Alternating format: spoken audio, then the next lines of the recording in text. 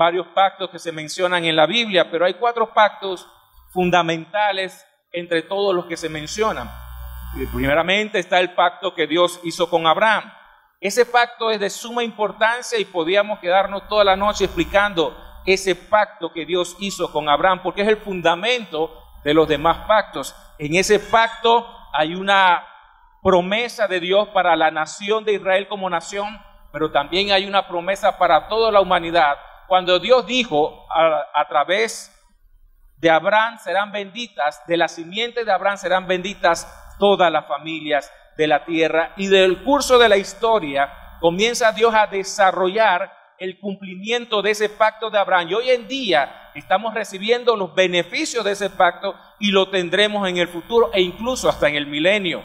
De ese pacto se desprenden los demás pactos. Está el pacto que Dios hizo con Israel en el monte Sinaí, donde se estableció la ley de Moisés, los 10 mandamientos que se establecieron y una serie de procedimientos, de ritos, de ordenanzas, en la cual Dios establecía un pacto con Israel, que lo vamos a ver más adelante, ya que este pacto tiene una serie de propósitos. En tercer lugar está el pacto que Dios hizo con David, donde Dios le da una promesa de que de su descendencia se sentaría uno que iba a reinar sobre Israel eternamente, y ese es Jesucristo de Nazaret. Denle un fuerte aplauso a Jesucristo.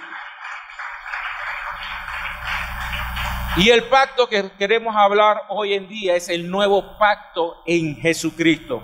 Pero para poder comprender y asimilar y entender la profundidad y darle valor a ese nuevo pacto, déjeme decirle algo. Hoy estamos celebrando la Santa Cena del Señor, pero hay movimientos, hay iglesias, hay organizaciones que hoy están dejando de celebrar la Santa Cena del Señor. Y eso no puede ser así, porque el mismo que instituyó la Santa Cena del Señor, esta ordenanza, fue el mismo Señor Jesucristo. El no participar, el no organizar, el no realizar la Santa Cena, que es una representación de ese nuevo pacto, es una desobediencia a la palabra de Dios, porque está establecido en la Escritura. Pero para comprender a profundidad lo que la Biblia nos quiere decir de este nuevo pacto, tenemos que entender lo que había antes, principalmente en la ley de Moisés. Acompáñenme a Gálatas capítulo 3, porque debemos comprender cuál fue el propósito de este pacto que Dios hizo con Israel, la ley de Moisés. Esta ley donde se establecen los 10 mandamientos, donde se establece una serie de ordenanzas en el culto, donde se levanta un tabernáculo con ciertas características y una serie de rituales de sacrificios y ordenanzas para establecer una relación con Dios. Y la Biblia nos enseña que la ley de Moisés tiene 3 propósitos fundamentales. Y déjeme decirle, la ley de Moisés no tenía el propósito de salvar a ningún ser humano. Pero vamos a entender entonces, si el propósito de la ley de Moisés no era la salvación del hombre, entonces ¿para qué Dios la dio? La ley de Moisés vino directamente del cielo, pura, santa, perfecta en sí misma. Pero su propósito no era llevarnos a la salvación. Y vamos a explicarlo de esta manera. Gálatas capítulo 3. Capítulo 3, si nosotros podemos leer un poquito antes, en el versículo 6, ya nos habla, comienza el apóstol Pablo a hablarnos ese enlace que hay en el pacto que Dios hizo con Abraham y luego el sufrimiento de la ley de Moisés. Y nos dice en el versículo 6 de Gálatas capítulo 3, así Abraham creyó a Dios y le fue contado, ¿qué dice? Por justicia. Sabed por tanto que los que son de la fe, estos son hijos de Abraham. ¿Cuántos somos de la fe de Jesucristo? Entonces usted es hijo de Abraham. Y la Escritura, previendo que Dios había de justificar por la fe a los gentiles, o sea, usted y a mí que no somos judíos de descendencia física, dio de antemano, desde antes que se promulgara la ley, que la buena nueva a Abraham diciendo, en ti serán benditas todas las naciones, de modo que los de la fe son bendecidos con el creyente Abraham. ¿Cuántos son de la fe? Quiere decir que usted es bendecido con el pacto que Dios hizo con Abraham. Y por medio de Jesucristo nosotros tenemos la capacidad de recibir esa promesa y somos parte de ese pacto que Dios hizo con Abraham. Entonces, ¿para qué vino la ley? ¿Cuál es el propósito? Acompáñenme un poquito más adelante. Gálatas capítulo 3, versículo 22 nos dice la Escritura de la siguiente manera. Mas la Escritura lo encerró todo bajo pecado, para que la promesa que es por la fe en Jesucristo fuera dada a los creyentes. El primer propósito de la ley, ¿cuál es? Encerrar todo bajo pecado.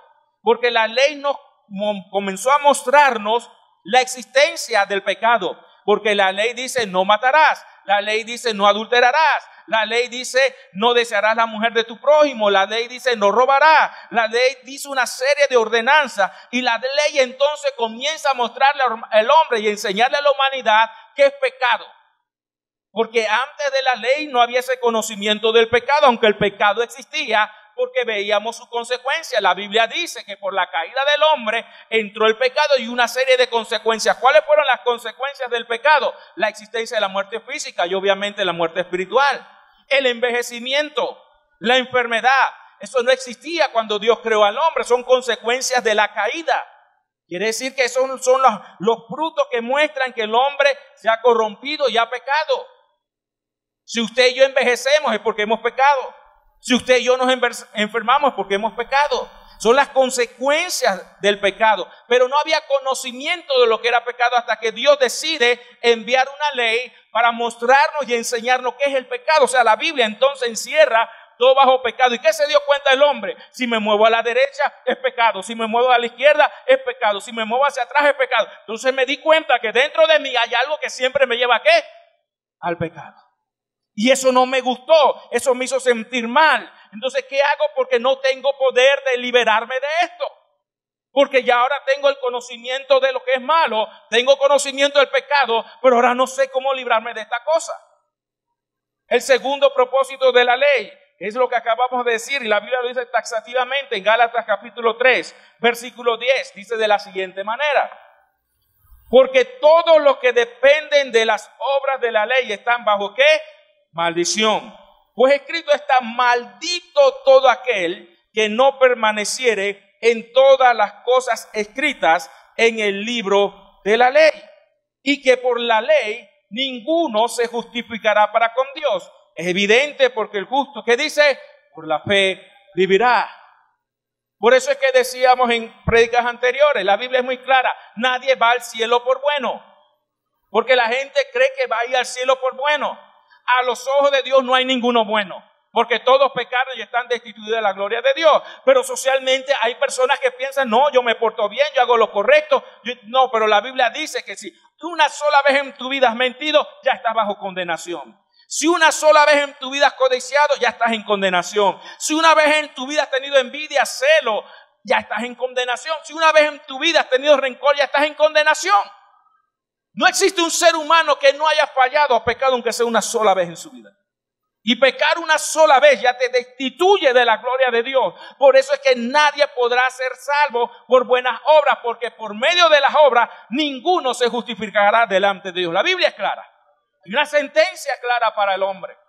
Entonces la ley nos va llevando a eso. Ya yo me di cuenta que estoy en el pecado, y cuando trato de no pecar, me doy cuenta que cuando más trato de no pecar, como que se levanta más esa cosa. Y cuando uno estaba en el mundo, más que todo, uno trataba y trataba. El hombre amaba a su esposa y andaba en adulterio. Él sabía que estaba mal y él quería su hogar, mantenerlo, pero no aguantaba una línea curva que se movía por ahí. Pero no es que era mal hombre, es que no podía resistir eso. Y la mujer con los celos y los muchachos con esto, aquello. Cada uno de nosotros teníamos cosas que nos ataban: el licor, las drogas, en algunos casos la delincuencia. Y tratábamos de salir de eso y no podíamos. Y como estábamos tan cansados de luchar y luchar para poder salir de eso y no podíamos, cuando alguien venía y nos decía: pero es que tienes que cambiar. Entonces, ¿qué decíamos? No me molestes, no me digas nada, porque ya había una frustración interna, porque habíamos intentado cambiar y no podíamos. ¿Cuántos me siguen? ¿Cuántos vivieron esa experiencia? Ya no quería que nos dijeran nada. Yo sé que está mal, pero ya no me digas nada. Es que yo soy así. Mentira. No era así, es que no has podido vencer. Pero eso es lo que la Biblia dice.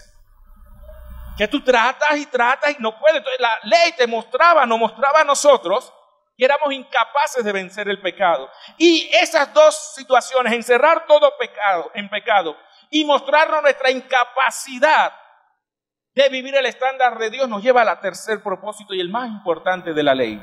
Gálatas 3:24, mire lo que nos dice.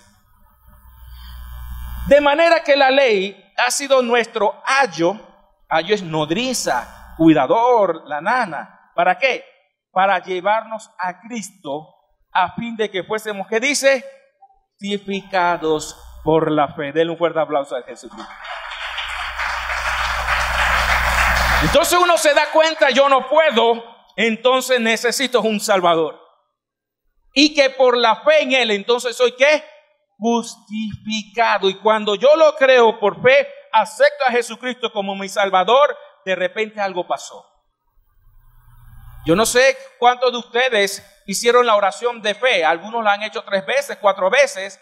Quizás muchas veces lo agarraron y lo trajeron al altar aquí en otra iglesia. Y dijeron una oración y no pasó nada. Pero un día hicieron esa oración con fe. Y ese día su vida cambió. Porque la fe en Jesucristo nos cambia, nos hace nacer de nuevo. Y ahí es donde comenzamos a entrar un poquito a explicar esto que es el nuevo pacto. Si usted recuerda el pasaje que leímos en Lucas, la Biblia habla de la celebración de la Pascua. Acompáñeme en Lucas capítulo, el pasaje que leímos hace unos minutos, en Lucas capítulo 22. Y mire lo que nos dice la Escritura en ese capítulo, lo que estaba ocurriendo en ese momento. Lucas capítulo 22. Versículo 7 dice de la siguiente manera: llegó el día de los panes sin levadura, en el cual era necesario sacrificar el cordero de ¿qué? De la Pascua. Eso lo dice también en el versículo 15. Vamos a ver en el 7, ver el cordero de la Pascua. Quiere decir que lo que estaba sucediendo en aquella noche es que venía un acontecimiento importante en la vida de Israel. La celebración de una fiesta que se llama la Pascua. Esa fiesta está descrita en Éxodo capítulo 12, donde Dios le da instrucciones a Moisés de sacrificar un cordero perfecto previo a la salida de Israel de Egipto. Observe, un cordero perfecto para sacar al pueblo de Israel de Egipto a una tierra prometida. Y esa misma noche, en esa misma celebración, en esa misma fiesta, es donde Jesucristo al día siguiente es inmolado por ti y por mí. Si va a darle fuertes aplausos, déselo a él. Porque la ley de Moisés y el tabernáculo y todo el sistema de sacrificio, dice la Biblia, son expresiones, son figuras de lo que iba a hacer Dios a través de Jesucristo. Y cada una de ellas tiene su simbolismo. Por eso es que era necesario que el Cordero de Dios, como dijo Juan el Bautista, he aquí el Cordero de Dios que quita el pecado del mundo. Estaba hablando de este Cordero que en la Pascua era inmolado para liberación del pueblo de Dios, para que saliera de Egipto. Y Egipto es símbolo del mundo. Y a través del sacrificio del Cordero de Dios, Dios nos sacó de las tinieblas y nos llevó a la luz admirable, al reino de su Hijo amado. Y esta expresión inmolado, mire lo que dice el versículo 15 y 16, también es interesante. Cuánto he deseado comer con vosotros, que dice esta Pascua, porque estaban celebrando la Pascua antes que padezca. Porque os digo que no la comeré más hasta que se cumpla en el reino de Dios. Si explico ese último versículo, no vamos a extender en el milenio, en las cenas del Cordero, etc. Lo importante es que estamos celebrando, Jesús está celebrando la Pascua. Y en la Pascua se inmoló un cordero. La palabra inmolar significa en muchas formas dar la vida por un ideal, por una causa, o por el bien de otra persona. Y Jesucristo, como perfecto Cordero de Dios, sin mancha y sin pecado, fue a la cruz y fue inmolado por el bien tuyo y por el bien mío. Fue inmolado. Pero lo interesante es que habla aquí el Señor Jesús de un nuevo pacto. Establece un nuevo pacto. Acompáñenme a Hebreos capítulo 8. Lo interesante es que como a mí me gusta usar la Biblia, usted tiene que moverse. Y como se tiene que mover, no se me va a dormir, porque tiene que moverse. Hebreos capítulo 8 nos comienza a hablar un poquito de lo que es este nuevo pacto. Y dice del versículo 1 en adelante: ahora bien, el punto principal de lo que venimos diciendo es que tenemos tal sumo sacerdote, hablando de Jesucristo, el cual se sentó a la diestra del trono de la majestad en los cielos. Dice que Jesucristo es ministro del santuario y de aquel verdadero tabernáculo que levantó el Señor y no el hombre. Porque todo sumo sacerdote está constituido para presentar ofrendas y sacrificios, por lo cual es necesario que él también tenga algo que ofrecerse. Está refiriendo a los sacerdotes humanos. Así que si estuviera sobre la tierra, ni siquiera sería sacerdote, habiendo un sacerdote que presentara las ofrendas según la ley, porque en ese tiempo todavía estaba el templo y todavía se ofrecían sacrificios cuando fue escrito el libro de Hebreos. Pero Jesús ya estaba en los cielos, versículo 5, los cuales sirven, eso que ocurría todavía en el templo en Jerusalén, sirven a lo que es figura y sombra de las cosas celestiales, como se le advirtió a Moisés cuando iba a erigir el tabernáculo, diciéndole: mira, haz todo las cosas conforme al modelo que se te ha mostrado en el monte. Quiere decir que la Biblia lo que nos está diciendo es que en el cielo hay una figura de un tabernáculo, y cuando Dios le dio las instrucciones a Moisés de cómo debía ser el tabernáculo, le mostró cómo era el tabernáculo celestial. Y en ese tabernáculo la Biblia dice que hay un lugar santo y un lugar santísimo, y en el lugar santísimo se derramaba la sangre para expiación del pecado. Pero la Biblia dice que hay uno celestial, y lo está diciendo que Cristo en su sacrificio entró a ese tabernáculo que está en los cielos y se ofreció a sí mismo con su sangre para expiar y perdonar nuestros pecados. O sea que en los cielos hay algo que Moisés vio, y ese algo, hubo una figura terrenal, pero existía y existe en los cielos, el que Dios estableció. Y dice, pero, versículo 6, pero ahora tanto mejor ministerio es el suyo, el de Jesucristo. ¿Por qué? Esa palabra cuánto significa porque es mediador de un mejor pacto, establecido sobre mejores ¿qué? Promesas. Ahora, ¿cuáles son las promesas de ese nuevo pacto? ¿Cuáles son esas mejores promesas? Hebreos capítulo 8, vamos a leer versículo 11, y a usted le va a parecer como que estamos, versículo 12, como que estamos leyendo de atrás para adelante. Versículo 12 dice de la siguiente manera: primera promesa de ese pacto: porque seré propicio a sus injusticias y nunca más me acordaré de qué, y sus iniquidades. Cuando Cristo te perdona, te perdona. Te perdona. Nunca más. Cuando la sangre de Cristo te limpia del pecado, ese pecado deja de existir. Aunque tú lo recuerdes, aunque la sociedad te lo quiera recordar, ese pecado no existe a los ojos de Dios, porque dice la palabra que la promesa del nuevo pacto es: nunca más me acordaré de tu pecado. Y a veces nosotros mismos andamos rumiando nuestro pasado. Ay, si yo no hubiera hecho esto. Ay, si yo lo hubiera hecho diferente. Ay, que le fallé a Dios. La Biblia dice: ¿pediste perdón? ¿Te arrepentiste? Sí, tu pecado dejó de existir. Pero nosotros lo traemos a nuestra vida presente muchas veces, y eso nos destruye nuestro presente y nuestro futuro, porque ya Dios lo perdonó y estamos haciendo a Dios mentiroso. Cualquier equivocación que usted y yo hemos tenido, cualquier pecado que hemos tenido, si hemos venido a Cristo y hemos pedido perdón, ese pecado deja de existir. No importa lo que diga la sociedad. No, que eras borracho, que eras delincuente, que eras adúltero, que eras santero, que eras brujo, que eras orgulloso, lo que sea. Si nos arrepentimos de corazón, el pecado ese dejó de existir. Es la promesa del nuevo pacto. Nunca más me acordaré de sus pecados y sus iniquidades. La segunda promesa que habla este nuevo pacto la vemos en Hebreos capítulo 8, versículo 10. Dice de la siguiente manera: Por lo cual este es el pacto que haré con la casa de Israel.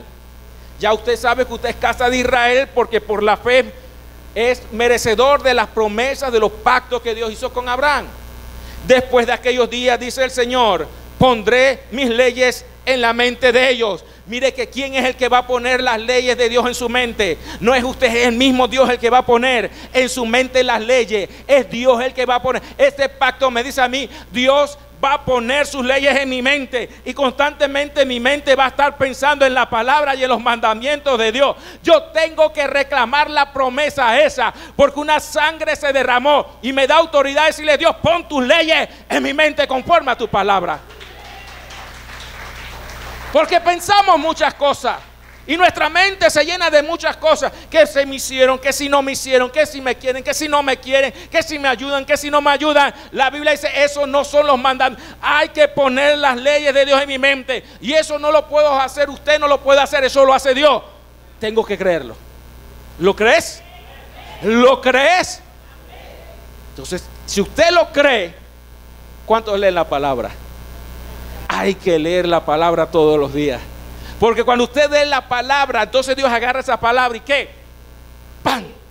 La pone en tu mente. Es Dios, no el hombre. Dios lo hace porque es una promesa.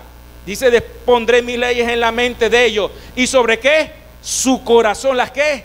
Las escribiré en el corazón. Entonces quiere decir que yo estoy en el nuevo pacto. Tú me has dado, Dios, la promesa que tú vas a poner tus leyes en mi mente, pero también las vas a poner en mi corazón. Y si las vas a poner en mi corazón, yo tengo que ser diferente. Yo no puedo ser el mismo porque el dedo de Dios está escribiendo en mi corazón sus leyes. Y dice más, y seré a ellos por Dios y ellos me serán a mí por pueblo. Versículo 11, la tercera mejores promesas del nuevo pacto. Y ninguno enseñará a su prójimo, ni ninguno a su hermano, diciendo, conoce al Señor, porque todos me conocerán, desde el menor hasta el mayor de ellos. Dios no hace acepción de persona. Dios se te va a revelar en tu casa. Dios se te va a revelar en tu vida. Él se va a manifestar para que tú le conozcas personalmente, no por lo que los demás dicen, sino un encuentro personal. Y te vas a encontrar con el Dios que provee, te vas a encontrar con el Dios que sana, te vas a encontrar con el Dios que te ama, te vas a encontrar con el Dios que es fiel, te vas a encontrar con el Dios que te sostiene, te vas a encontrar con el Dios que te perdona, te vas a encontrar con el Dios que te cuida, no porque alguien te lo dijo, sino que Él se va a manifestar a tu vida para que lo conozcas tú personalmente, porque esa es la promesa de ese pacto. Y usted tiene que reclamar las promesas de ese pacto, tiene que creer esa promesa, porque Dios se ha comprometido en esas promesas, porque habla, por eso es que habla que son mejores promesas. Y Dios no es hombre para mentir, ni hijo de hombre para arrepentirse. Si Él hizo un pacto con la sangre de Jesucristo, Él lo va a cumplir. Pero viene el mundo, viene nuestra carne y viene Satanás y comienza a ponernos dudas, porque comenzamos a ver los problemas. Así como cuando Pedro comenzó a caminar sobre la palabra que Dios le dio, sobre las aguas, y comenzamos a caminar nosotros, pero comenzamos a escuchar los problemas que están a nuestro alrededor, la gente que hace cosas o no hace cosas, las circunstancias, y comenzamos a olvidar lo que dice la palabra. Pero yo tengo que pararme en la palabra que me dice, yo estoy en un mejor pacto. Un pacto de sangre con promesas, y caminar en ese pacto. Acompáñame a Jeremías capítulo 31. Jeremías capítulo 31.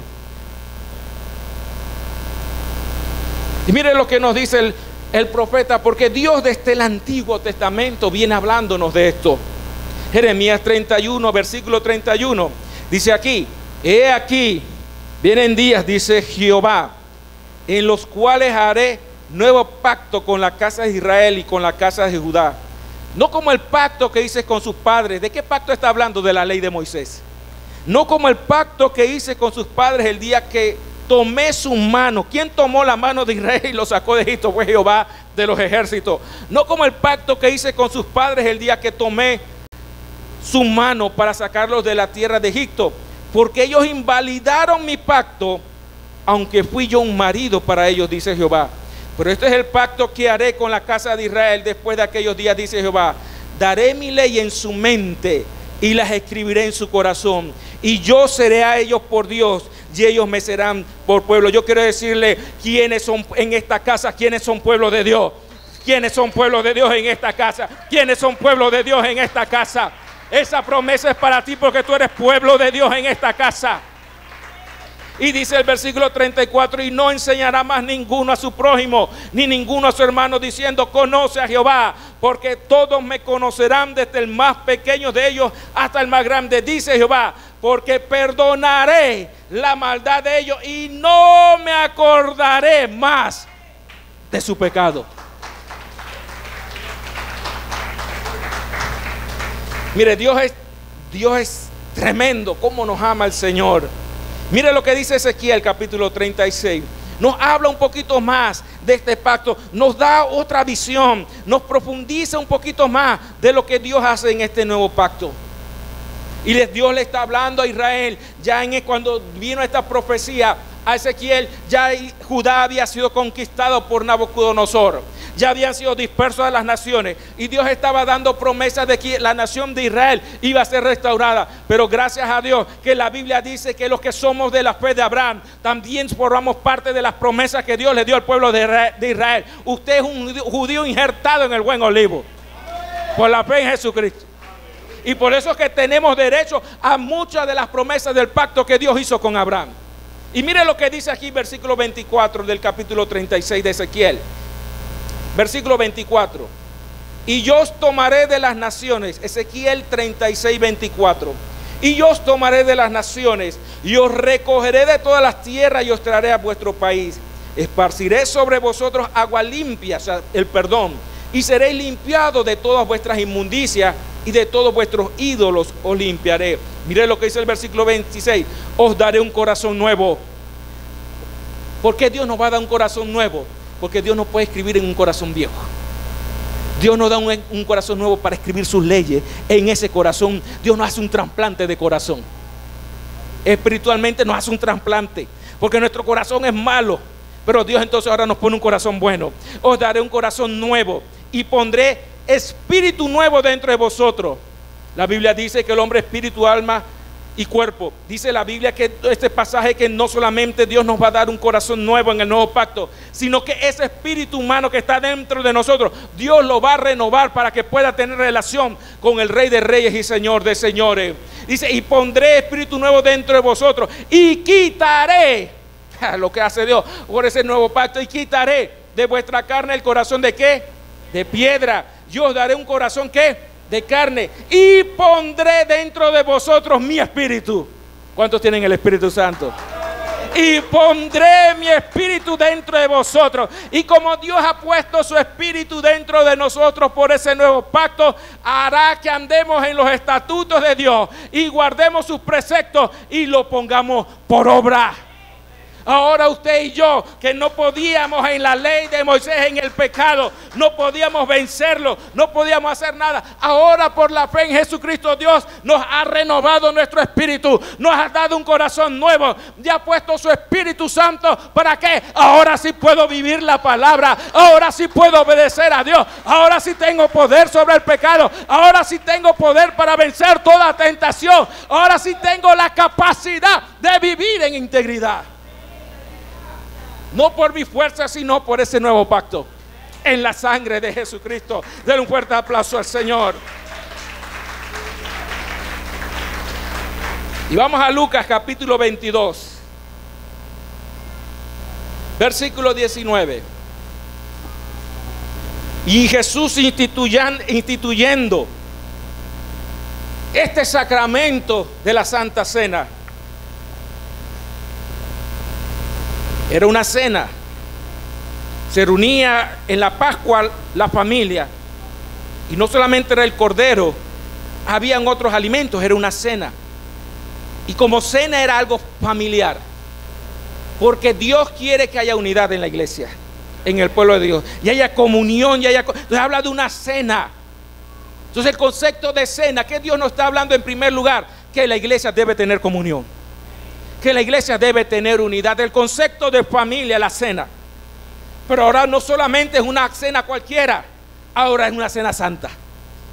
Porque se está estableciendo un nuevo pacto donde Dios nos hace íntegros. A veces cuando escuchamos la palabra santo como que no nos gusta mucho, pero bueno, yo se la cambio por algo que es lo mismo, integridad. Porque tenemos el concepto católico de santidad. El concepto católico de santidad es perfección. Y ese no es el contexto bíblico. Porque la Biblia dice que la santidad se perfecciona en el temor de Dios. Quiere decir que la santidad se puede perfeccionar. Y si se puede perfeccionar no es perfecta. Porque el concepto bíblico de santidad es separación. Separados para Dios, consagración, entregados para Dios, ir creciendo en esa relación con Dios.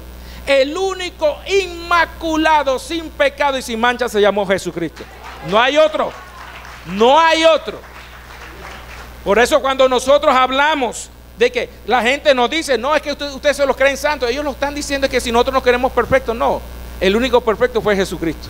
El único ser humano que caminó sobre la tierra con perfección, sin pecado y sin equivocarse, fue Jesucristo. De ahí ninguno más. Todos entonces estamos en un proceso de crecer en la integridad y en esa santidad de Dios. Entendiendo esto que es una cena, familia, unidad. Mire lo que nos dice el versículo 19. Jesús, y tomó el pan y dio gracias, y lo partió y les dio diciendo: este es mi cuerpo que por vosotros es dado. Este es mi cuerpo, iglesia, que por vosotros es dado. Jesús le estaba diciendo a sus discípulos: mi cuerpo va a ser inmolado para que tú tengas libertad, para que tengas vida y la tengas en abundancia, para que tengas una razón de vivir, para que puedas participar de las promesas, para que no estés solo en este mundo. Y hay una garantía que usted y yo vamos a reinar sobre esta tierra, no en el cielo, en esta tierra con Cristo por 1000 años, como reyes y sacerdotes. Entonces, Él está diciendo: yo estoy entregando mi cuerpo para que tú seas beneficiado con este nuevo pacto. Y hace un mandamiento: haced esto en memoria de mí. Por eso una iglesia que no practica la Santa Cena está en desobediencia. Está en desobediencia. Porque no fue el hombre, es el mismo Jesús el que lo instituyó. Versículo 20 dice: de igual manera, después que hubo cenado, comió, cenaron, compartieron en comunión, en coinonía, hablaron, compartieron. Después que hubo cenado, tomó la copa diciendo: esta copa es el nuevo pacto en mi sangre. Esta copa, que dice, es el ¿qué? Nuevo pacto en mi sangre, que por vosotros se derrama. Un nuevo pacto basado en mejores promesas para que usted y yo tengamos una vida a plenitud. No deje que el mundo, no deje que Satanás, no deje que el viejo hombre ni su carne le pongan duda y usted no pueda recibir la plenitud de lo que hizo Cristo en la cruz cuando derramó su sangre. Porque ahora somos receptores de un mejor pacto para ser libres por la eternidad. Denle un fuerte aplauso al Señor.